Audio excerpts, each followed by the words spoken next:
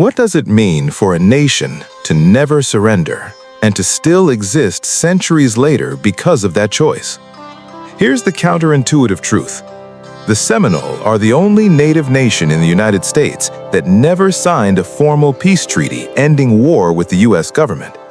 Not because they were invisible, not because they were defeated into silence, but because they chose endurance over submission and paid the price in blood, exile, and unrelenting pressure. Today, we're not just telling a story of resistance, we're asking a deeper question about national strength, legitimacy, and institutional integrity, and what happens to a people when survival itself becomes the core of their political psychology. Welcome back to Nations and Notions. Today, we're walking into the wetlands of Florida, not as tourists, but as witnesses, to understand how the Seminole people became a nation defined not by conquest, but by refusal. This is not a story that begins with a single origin myth or a unified tribe. It begins with fragmentation, with refugees, with people running from violence elsewhere in the American Southeast and choosing to build something new in a place no empire wanted to rule. As we move through this journey together, we'll explore how the Seminole formed, how they governed themselves, how they fought 3 brutal wars against the most powerful state of their time, and how their collective mindset shaped a form of resilience that still defines them today. And along the way, we'll keep asking, how does a society maintain cohesion without a state? How does legitimacy survive when institutions are under constant attack? And what does rise from crisis look like when crisis never really ends? The Seminole story begins not with settlement, but with movement. In the early 1700s, the American Southeast was collapsing under pressure. European empires, Spain, Britain, and later the United States, were destabilizing indigenous societies through war, disease, and slave raids. Entire communities were uprooted, trust was broken, old political orders dissolved. Into Florida came Creek-speaking peoples fleeing the chaos in Georgia and Alabama. They were joined by others, Yamasee survivors, Miccosukee speakers, and critically, by escaped African slaves seeking freedom beyond plantation society. The word Seminole itself comes from the Spanish cimarron, meaning wild or runaway. But this wasn't disorder, this was reinvention. What emerged was not a centralized kingdom or rigid hierarchy, but a flexible, decentralized society built around kinship, mutual defense, and shared interest. Authority flowed upward from clans, not downward from rulers. Leadership was situational, power was conditional. This mattered. Because when we talk about institutional integrity, we often imagine buildings, laws, or bureaucracies. But the Seminole institution was psychological before it was political. It was the agreement that no single person could sell out the group, that no treaty signed under coercion could bind everyone, that survival required adaptability, not rigidity. This social structure produced something rare, a nation difficult to conquer precisely because it was difficult to capture. And in the swamps of Florida, dense, humid, and hostile to outsiders, this resilience found its perfect terrain. When the United States acquired Florida from Spain in 1819, the Seminoles suddenly found themselves facing a new reality, a rapidly expanding republic obsessed with land, racial hierarchy, and territorial control. From Washington's perspective, the Seminole were a problem to be solved. From the Seminole perspective, the U.S. was just another empire demanding submission.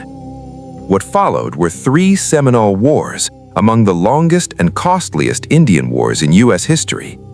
The Second Seminole War alone lasted 7 years and cost the U.S. more than the War of 1812. And here's where the moral dilemma sharpens. The U.S. government attempted removal through treaties, many signed under deception, pressure, or outright fraud. Leaders were kidnapped under flags of truce, families were torn apart, villages were burned. Yet the Seminole refused to collapse. Under leaders like Osceola, not a hereditary chief, but a charismatic war leader, The Seminole fused political psychology with guerrilla warfare. They understood something fundamental. Legitimacy doesn't come from recognition by power. It comes from loyalty within the group. Osceola's resistance wasn't about victory in a conventional sense. It was about refusing to validate a system that denied Seminole humanity. Even after Osceola was captured and died in prison, resistance continued. Small bands melted into the Everglades, using intimate knowledge of the land to outlast armies. Eventually, thousands were forcibly removed west to Indian Territory, present-day Oklahoma. But a remnant stayed behind, hidden, unbroken. And here is the crucial point. The war didn't end in surrender. It ended in exhaustion. The United States simply stopped trying. After the wars, the Seminole who remained in Florida faced a new challenge: survival without recognition. No treaties, no reservations, no protection. But again, they adapted. Seminole society reorganized around small, mobile communities. They developed the chickee, open-sided, elevated structures that allowed airflow in the humid climate and could be abandoned quickly if necessary. Architecture here wasn't about permanence, it was about resilience. Trade networks quietly re-emerged. The Seminole traded hides, alligator skins, and crafts with nearby settlers, carefully, selectively. Economic engagement without political surrender. Socially, they preserved clan systems and matrilineal descent, reinforcing societal cohesion even as numbers dwindled. Identity was guarded fiercely, not through isolation, but through controlled interaction. This is where political psychology becomes central. The Seminole internalized a worldview shaped by betrayal, but not consumed by it. Suspicion became strategy. Independence became identity. Collective memory became armor. And this had long-term effects. When the U.S. government finally recognized the Seminole tribe of Florida in the 20th century, it wasn't granting existence, it was acknowledging a reality that had never disappeared. Institutional integrity in this case was not inherited, it was earned daily through survival. Today, the Seminole are a modern nation navigating a globalized world, running enterprises, governing communities, and asserting sovereignty within a complex federal system. Their economic success, from agriculture to hospitality, often surprises outsiders, but it shouldn't. A people who survived relentless pressure understand risk. They understand negotiation. They understand long games. Yet success brings new dilemmas. How does a nation that defined itself through resistance maintain cohesion when prosperity changes incentives? How does collective memory stay alive without turning into grievance? How do institutions evolve without losing legitimacy? The Seminole response has been deliberate.